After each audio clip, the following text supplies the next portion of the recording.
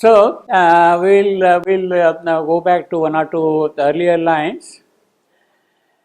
We had missed one important point, 90.3.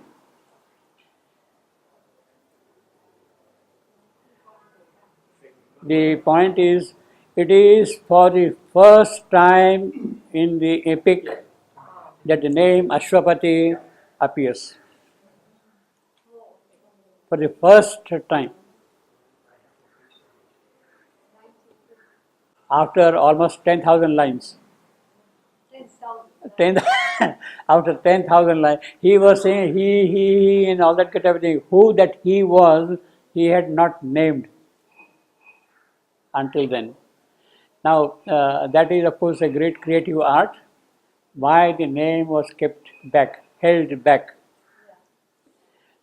I would say that it is not just a creative act, it is also something which has occult content in it.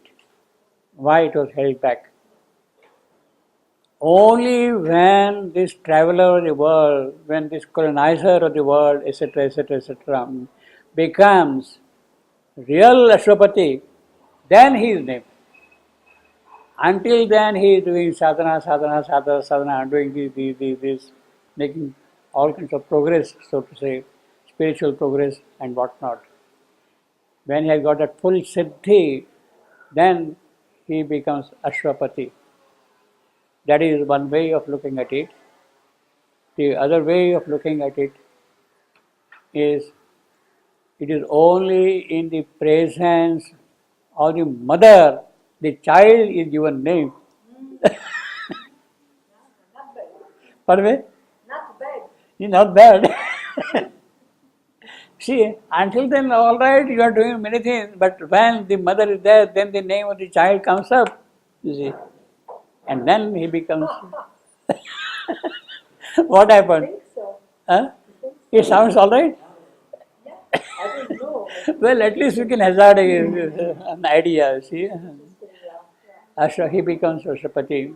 Now, the word Ashwapati is how Sri Aurobindo spells it, Thy. Now, Pathi, if you take the proper Sanskrit word Pathi, means the one who is following a path. Patha means path. Path in English, Patha, path. He is following a certain path. He becomes the follower of the horses, so to say. But Sri Aurobindo also says that in one of his letters, that in the earlier drafts of Savitri, he always used soft consonants. Savitri, Thri, not Tri. Thri. Satyavan, Thuvan, Satyavan. He says that for the English ear, that softness is required. And therefore, in the earlier drafts, he was following that English tradition. But in one or two places, not in Savitri, elsewhere, in the context of Savitri, he also spells the word as Ashwapati, P-A-T-I. Ashwapati. Pati means Lord, the master. Ashwa, the horse, the master of the horses, the master of life forces. Horse stands for, in the Vedic terminology, life force. So the master of life force, that is Ashwapati. Now it is at this point he really becomes Ashwapati, that all the life forces are under his control, because now the Divine Mother is there with him, and therefore the whole life force is also under his sway fully. So that is perhaps the reason why he had delayed making this name specific in the whole of epic. Later on, of course, he uses this name for Ashwapati on half a dozen occasions in Savitri that we have already seen, you see. But the important point here is the Divine Mother calls him, O Son of Strength. That is how she is addressing him. O Son of Strength. So in this context of O Son of Strength, you have Ashwapati, strength, life force, you see, life forces. So it is as if Sanskritization of the phrase son of force. Ashwapati is Sanskritization of the name, of the phrase son of force. She calls him like that. Son of force, I told you earlier also, that it is an epithet in the Rig Veda given to Agni. Agni is addressed as a son of force. Sahasas putra, sahasa, strong, sahasas putra. Agni is addressed in that manner. So, it is the fire of Agni which is really burning in Ashwapati. And therefore, all these associations go with the name Ashwapati. You see, in essence. Now, he was told by the Divine Mother, don't be in a haste, don't do this, don't do that, etc., etc., things will happen. But this man was impatient and he is not going to go by what she was advising. Now, there is a point in that. Was Ashwapati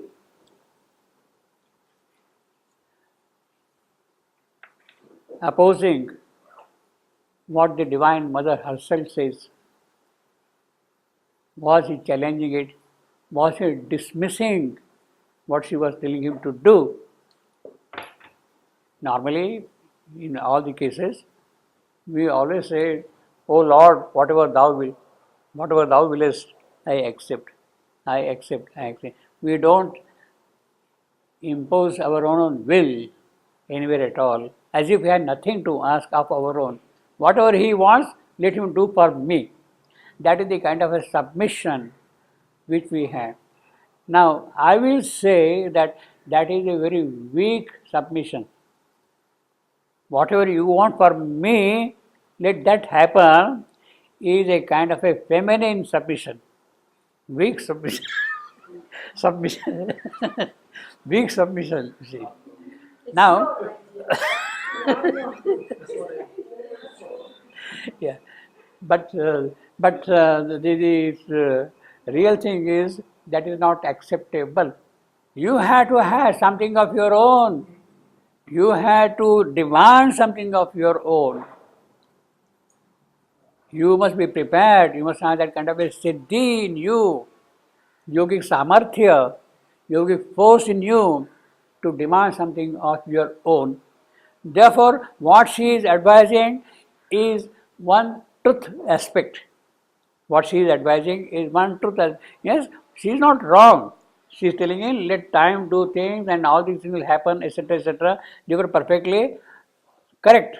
She is not telling something wrong at all. And she is also telling him to exercise caution, which is also understandable. Exercise caution. But this man dismisses it. So, is there a kind of a conflict between what she was advising and what he is demanding? She is operating on the principles of certain truth will. He is also demanding something on the basis of another truth will. Ashwapati's truth will, is it in conflict with the truth will of the Divine Mother? Either a conflict between one truth will and the other truth will, because they are both of them are true and both of them are will forces. They can come into operation. So, is there a kind of a conflict, clash between the two opposite forces? If God wants me to do something, I say, I am sorry, I don't want to do that, let me have this. Now, what God was telling has his own truth force in it. What I am also asking has also a truth force in it. So, is there a conflict between what I am asking and what he is offering me? That is the question. I will say, really, there is no conflict. There is no really conflict. In fact, for the sake of argument, Ashwapati is going to ask something. She has told this. Ashwapati is going to ask something. This, I want this, I want this, I want it. If I am there, or if you are there, or if anybody else is there, he can ask something else, not necessarily what Ashwapati has asked. Not necessarily what Ashwapati has asked, or what I have asked. In my own truth force, individual, each person has his own truth force. And the manifestation of the individual's truth force is also an aspect of a multiplying manifestation. Your truth will be granted, your truth will be granted, your truth will be granted. There is no conflict between them. It will follow this channel, this will go in this manner, this will go in that manner. They will follow their own procedures. So there is no conflict between truth wills, because each line of a truth will is a possibility in the scheme of manifestation, and that possibility has to proceed, has to be progressed, has to be allowed also. So when she is allowing Ashwapati to say something, well, he is bringing out another possibility and she is kind of supporting it. So there is no real conflict between the two. So if I go and ask something, she will give something. You go and ask something, she will give something. If it is a truth will, if it is a vital force, if it is some other force, then that is dismissed. We are not talking of that. We are talking of the real truth will. The real truth will. Satyam Sankalpa. Sankalpa in the domain of Satya. Each Sankalpa has its own value and power, and that must be allowed, that must be carried forward also. That is how the manifestation becomes real, genuine manifestation, free manifestation. So the real freedom of the will comes when you are in the world of truth.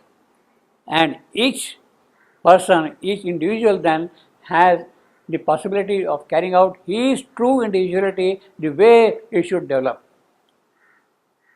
Now we are living in a vital world. In fact, we are not really having any will at all of our own. We are mostly 99.99, we are governed by the forces of nature, and we don't have really any truth, any will at all of our own.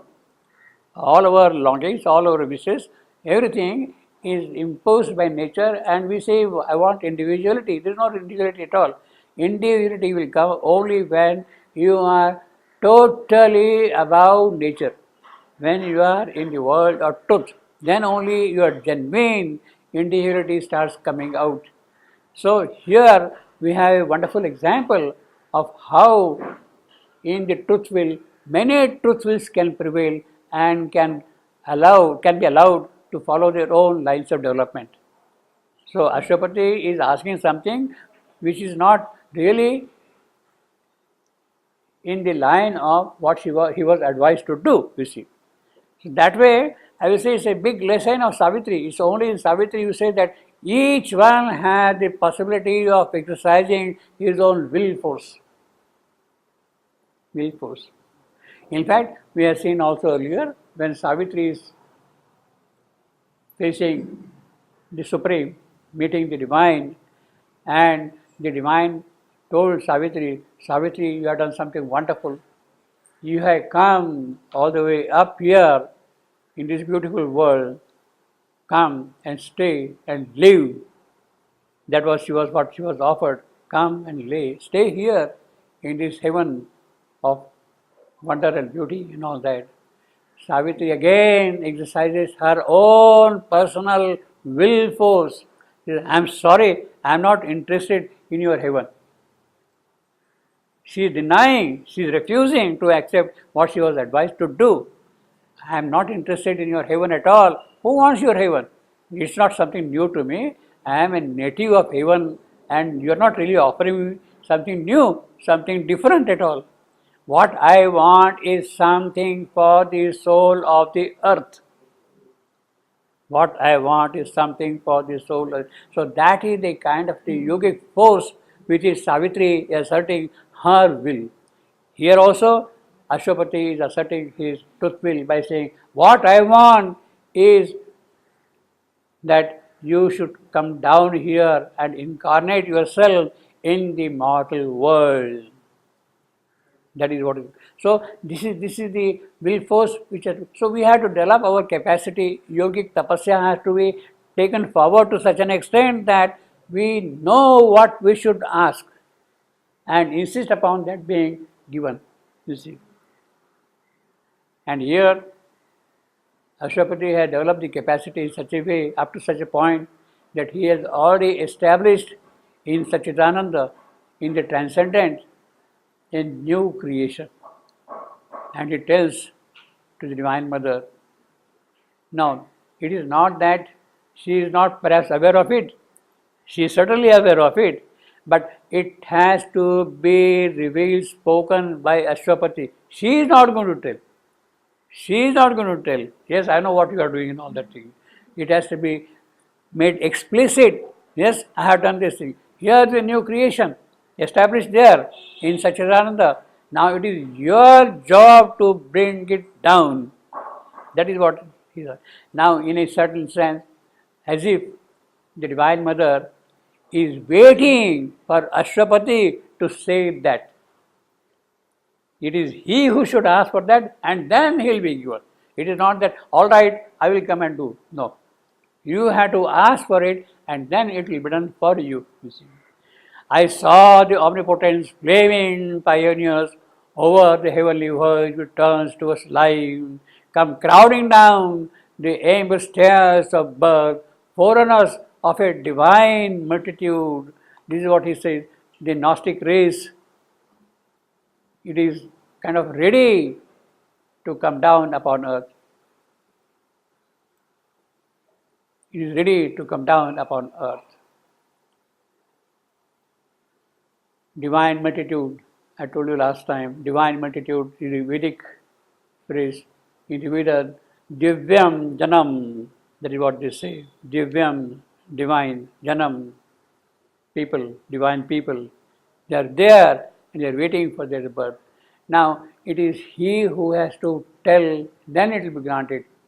You have to speak, I want a fountain pen. You have to tell that, and then your fountain pen will be given. She knows that you need a fountain pen for writing. She knows it. She knows it. But you have to ask for it, you see. This one. Forerunners of a divine multitude, out of the path of the morning star, they came into the little room of mortal life.